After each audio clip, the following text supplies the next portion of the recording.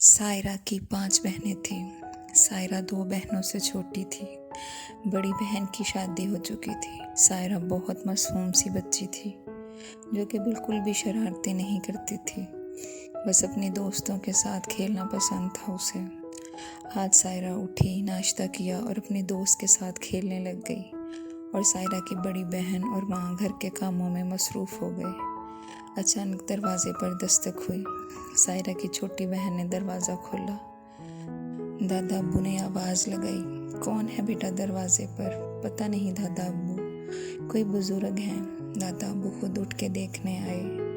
भाई आप बाहर क्यों खड़े हैं, अंदर आए ना। दादा अब्बू के लहजे में बहुत खुशी थी। वो बुजुर्ग अंदर आ गए। सायरा की माँ भी उन्हें देखकर थोड़ी देर हैरान सी हुई। सायरा के दादा अब्बू और बुजुर्ग काफ़ी देर तक बातें करते रहे। फिर दादा अब्बू ने सायरा को आवाज़ लगाई।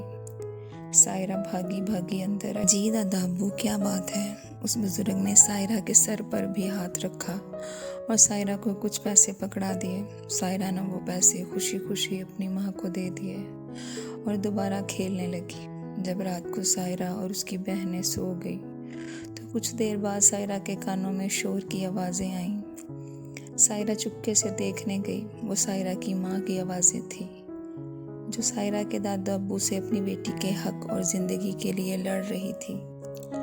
मेरी बेटी बहुत छोटी है और अभी 12 साल की भी नहीं हुई। वो लड़का सायरा से 15 साल बड़ा है। मेरी बच्ची को तो अभी पता भी नहीं किसी जिम्मेदारी का। मैं ये रिश्ता नहीं करूँगी। आप कुछ बोलते क्यों नहीं? सायरा की माँ ने सायरा के बाप की तरफ देखते हुए कहा। वो लोग बहुत गुस्से वाले हैं, उन्हें कोई अपनी बेटी नहीं देता। आप ऐसा क्यों कर रहे हैं? मैं ज़ुबान दे चुका हूँ और अब इससे पीछे नहीं हटूँगा। लाला मत करें। सायरा के दादा अब्बू को सब लाला कहते थे। सायरा की माँ पूरी रात रोती रही, पर वो जानती थी कि जितना भी लड़ लें कोई फ़ायदा नहीं, क्योंकि लाला अब ज़ुबान दे चुके हैं तो पीछे नहीं हटेंगे। सायरा को जब ये पता चला कि उसकी शादी है तो पहले तो रोई अपनी माँ को देखकर, लेकिन खुशी भी थी अपने दोस्त को बताते हुए कि मेरी शादी है, अब मेरे बहुत सारे नए कपड़े बनेंगे, चूड़ियाँ और हार भी लूँगी। उस बेचारी को तो पता ही ना था कि होने क्या जा रहा है। सायरा के वालिद आर्मी में हवालदार थे। उसके भाई भी छोटे थे, इसलिए सारी जिम्मेदारी बाप के कंधों पर थी। इतनी कम तनख्वाह में घर भी चलाना था और 5 बेटियों की जिम्मेदारी भी पूरी करनी थी। सायरा की बड़ी बहन का रिश्ता पहले से तय हो चुका था। अब दोनों बहनों की शादियों की तैयारी होने लगी।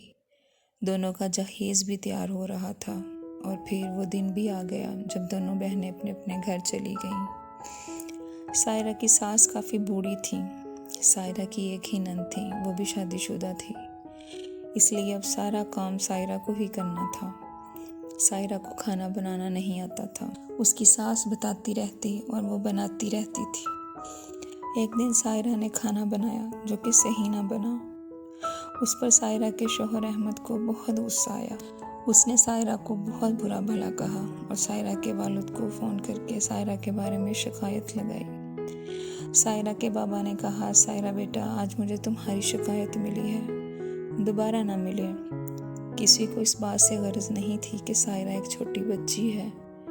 वो बहुत दिन रोती रही और बाबा के घर भी ना गई। खैर, सायरा को एक बात समझ आ गई कि अब यहीं जीना मरना है।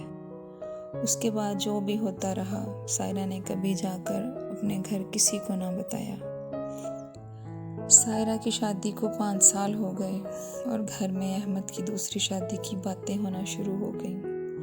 दिन रात सायरा को बेऔलादी के ताने मिलते।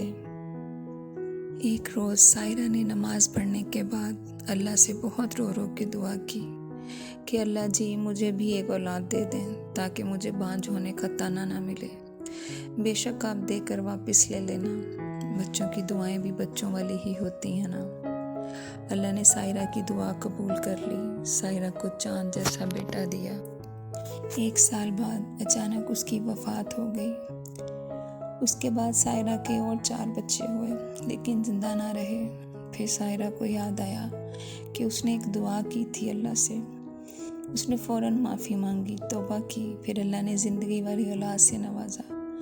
अभी बच्चे बहुत छोटे थे कि अहमद को एक औरत पसंद आ गई, तो अहमद अपने घर वालों को छोड़कर उस औरत के घर महीनों तक रहा करता था और उधर सायरा अपने बच्चों के साथ सूखी रोटी पानी के साथ भी खाकर अल्लाह का शुक्र अदा करती।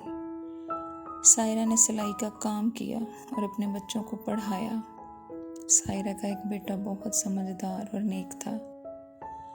अल्लाह ने उसे बहुत कामयाबियाँ दी। अहमद को भी वक्त के साथ समझ आ गई और वो अपने घर अपने बच्चों में लौट आया। लेकिन सायरा की जवानी और बच्चों का बचपन जिम्मेदारियों और मुसीबतों की नज़र हो गया। जब अहमद सायरा की शिकायत लेकर उसके बाप के पास गया, तब अगर सायरा के बाबा मुआशरे की बातों का ना सोचते और दोनों को बिठा कर समझाते, तो शायद सायरा अपनी ज़िंदगी को जी पाती। गुजर तो जाती ही है, रुकती कहाँ है ज़िंदगी। वालिदैन को बेटियों की ताकत बनना चाहिए ताकि शौहर को पता हो कि ये भी इंसान है। लेकिन इसका मतलब हरगिज़ ये भी नहीं कि आप सिर्फ अपनी बेटी को सही और उसके शौहर को गलत कहें। हाँ, इतना एतमाद ज़रूर दें बेटी को कि अगर उसके साथ कोई मसला है तो वो आपसे आकर बयान कर सके। न जाने कितनी औरतें हैं जो अपनी पूरी ज़िंदगी मार खाते गुजार देती हैं, क्योंकि माँ बाप ये कहकर रुखसत करते हैं, बेटा तुम्हारी कोई शिकायत ना आए, अब वही तुम्हारा घर है, हमारी इज्जत रखना। और न जाने कितने ऐसे मर्द भी हैं जो अच्छा होने के बावजूद बेवफाई और ज़िल्लत सहते हैं। माँ बाप को बहुत बड़ा किरदार अदा करने की ज़रूरत है। दोस्तों, कैसी लगी मेरी कहानी? उम्मीद है अच्छी लगी होगी। मिलते हैं अगली कहानी में। अपना ख्याल रखिएगा। अल्लाह हाफिज़।